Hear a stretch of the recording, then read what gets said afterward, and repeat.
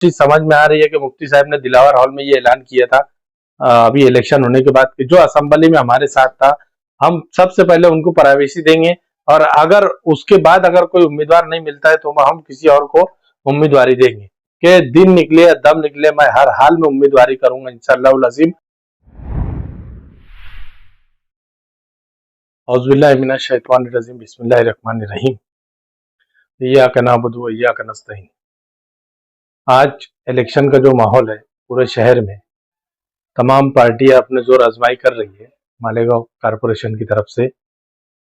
अभी तमाम पार्टियों की तरफ से लिस्ट जारी सारी हो रही है, लेकिन हमारी जो पार्टी है जिसकी मैं कैंडिडेट था 5 साल, मुफ्ती मोहम्मद इस्माइल कासमी साहब की पार्टी से मैं चुन करके आया था वार्ड नंबर 16 से। अभी मैं वार्ड नंबर 18 से उम्मीदवारी का ख्वाहिशमंद हूँ। आप मजलिस इत्तेहादुल मुस्लिमीन की तरफ से पहले भी कारपोरेटर थे और इस मरतबा भी आप उम्मीदवारी की ख्वाहिश जाहिर कर रहे हैं, तो पार्टी की तरफ से आपको क्या उम्मीद दिलाई गई है? देखो, पार्टी का जो प्रोसीजर होता है, तकरीबन परसों के रोज से हमारा यह ऐसा तय हुआ मजलिस इत्तेहादुल मुस्लिमीन की तरफ से मुफ्ती साहब के ऑफिस से कि यहाँ से एक आरिजा फार्म दिया जाएगा। फिर उसके दूसरे दिन पार्लियामेंट्री बोर्ड तश्कील दी गई। फिर वो आरिजा फार्म भर करके तायद करदा लोगों से तायद लेने के बाद अपने जो पिछले साल की जो कारकर्दगी थी उसके अंदर जाहिर करने के बाद वो फार्म आज हमने माशाल्लाह दारुल खैर पे मुफ्ती साहब के ऑफिस पर जमा कर दिए।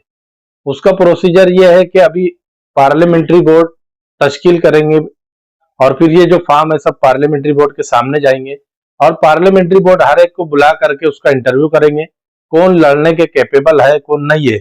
ये देखने के बाद ही हमारा मजलिस इत्तेहादुल मुस्लिमीन की तरफ से लिस्ट जाहिर की जाएगी। आपने अपनी किन कारकर्दगी और काम की बुनियाद पर टिकट की मांग की?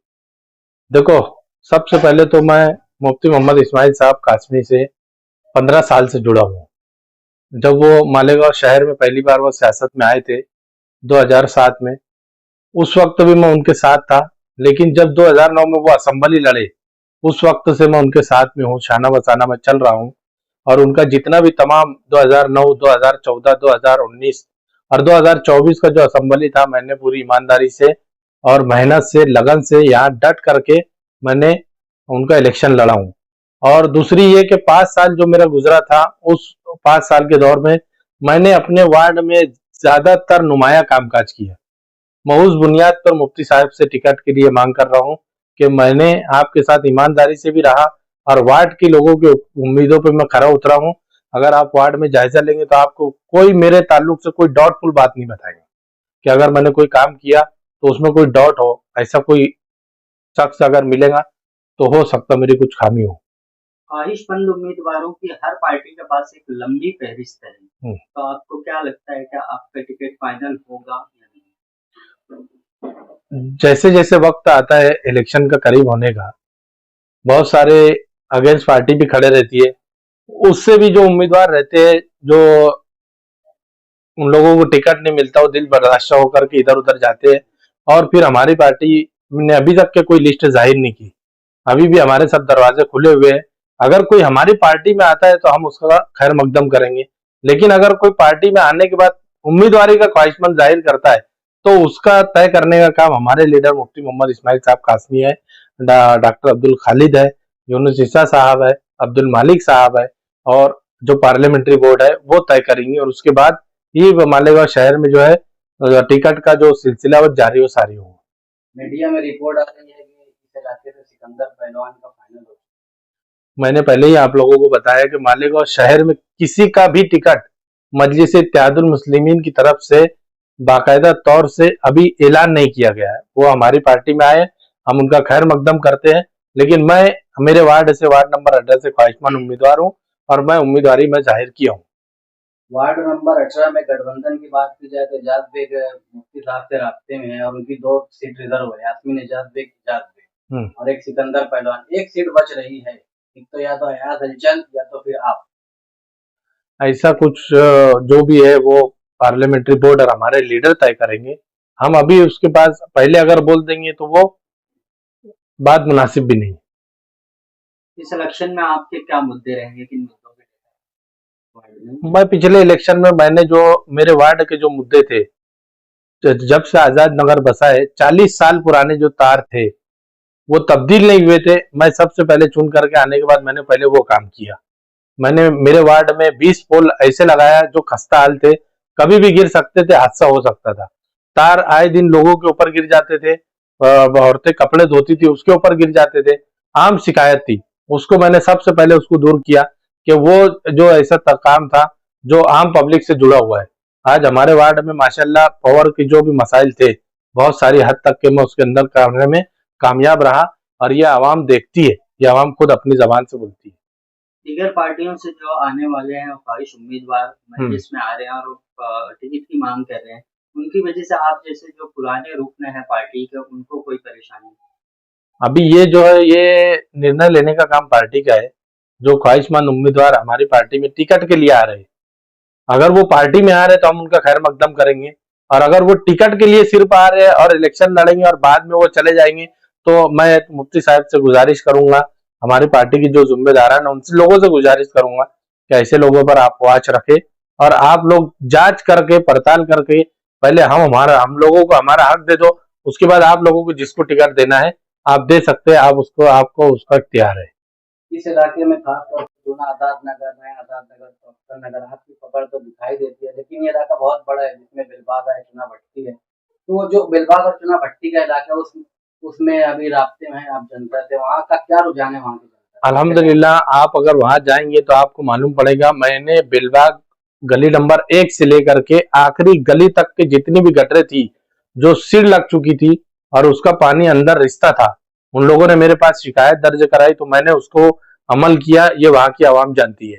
दूसरा, गुरबैत मस्जिद के पास जब से मरकज बना है तो वहां पर ट्रैफिक का निजाम धर्म भरम था, उन लोगों ने मेरे पास आकर के शिकायत की, तो मैंने वहां पर गुरबैत मस्जिद के पास आप जाकर के देखेंगे पूरा स्लेब डाल करके मैं दिया हूँ, ताकि वो जो इज्तिमा रहता है जुमा के दिन, वो गाड़ियां वो स्लेब के ऊपर खड़े हो, बड़ा नाला था, तो वो काम मैंने करके दिया है। और मिश्री खा का जो बाड़ा है वहां पर 10 साल से पानी के लिए परेशान थे मसाले की चक्की के लोग, वो उन लोग मेरे पास आए, उन लोगों ने मुझे मुतालबा किया, मैंने उनका मुतालबा पूरा किया। 5 जगह ऐसी जगह थी जहां पर वाल डाल करके मैंने ये कोशिश करा कि उन लोगों को पानी पहुंचे।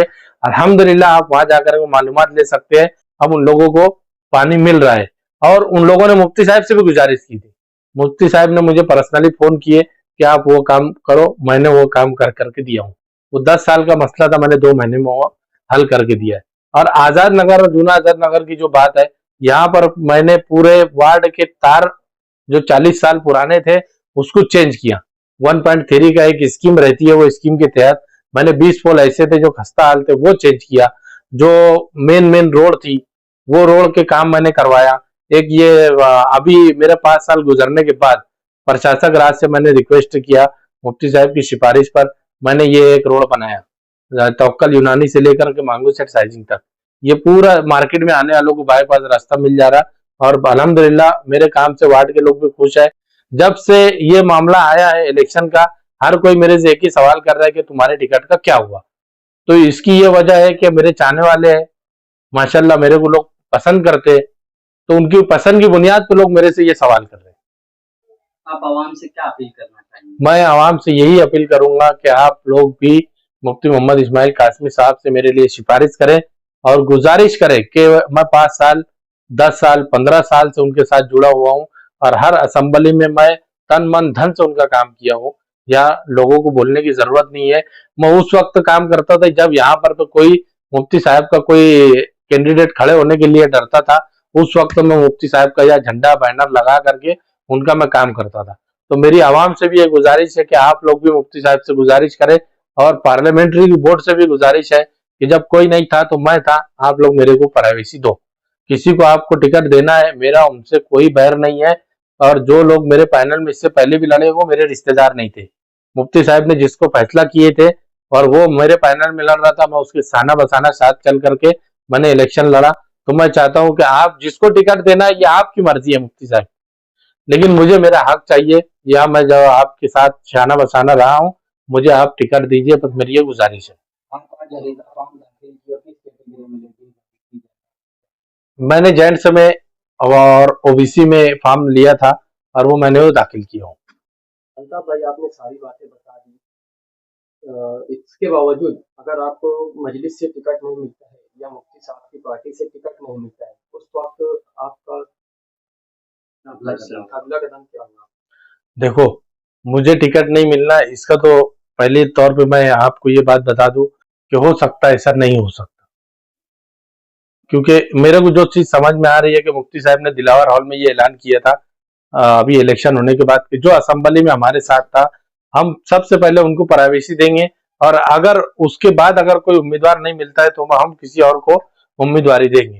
तो मैं आप लोगों को बताना चाहूंगा, आप लोगों के चैनल के जरिए से, कि दिन निकले या दम निकले, मैं हर हाल में उम्मीदवारी करूंगा इंशाअल्लाह अज़ीम। और आजाद नगर, जूना आजाद नगर, याकूब नगर और तवक्कल नगर की भी कुछ वोटें हैं, इन लोगों की आवाम मेरे साथ में है, पूरा वार्ड मेरे साथ में है। मैं हर हाल में उम्मीदवारी करूंगा इंशाअल्लाह अज़ीम।